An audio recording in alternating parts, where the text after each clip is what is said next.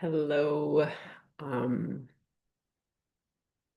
I wanted to share a little food for thought. Uh, so my daughter, who is 9, she hadn't been, one of her closest friends doesn't go to the same school as her. And it had been a few weeks over the summer and she hadn't mentioned anything. And then a week or so ago, she said, Mom, I heard that, well, say A. I heard that A doesn't want to be my one of my friends anymore and she hates me. And I said, Well, who did you hear that from? And she said, one of their other friends, a mutual friend, she told her that. And I said to her, I said, Well, do you think maybe it's worth speaking with A directly to see what the actual context and conversation was? And she said, But the other friend pinky swore. And I mean, come on, like a pinky swear is pretty sacred. I understand that, and I don't mess with pinky swears personally. However, I still encouraged her to have a conversation with her friend, her one of her closest friends, which was she did so last night very bravely. They had a call. So, and they cleared everything up and talked about a couple more things, and everything is probably better than ever, which I'm extremely.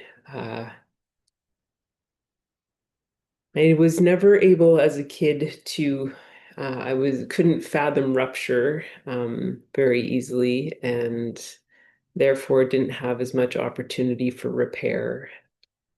As of late, I recognize how just special and uh,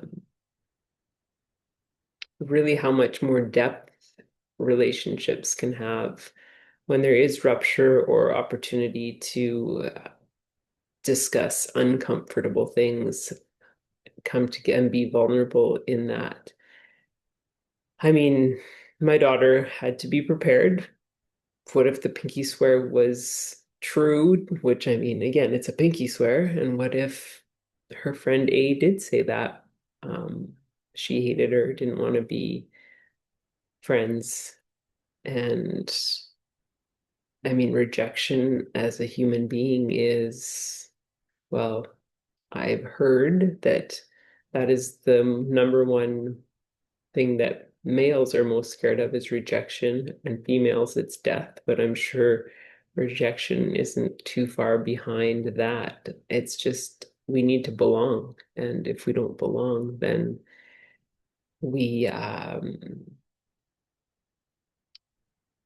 find all sorts of convoluted ways to do so. And if we are not rooted in self, which sometimes, despite everybody doing the best they can at the time they had, we just couldn't be brought up or resourced in that.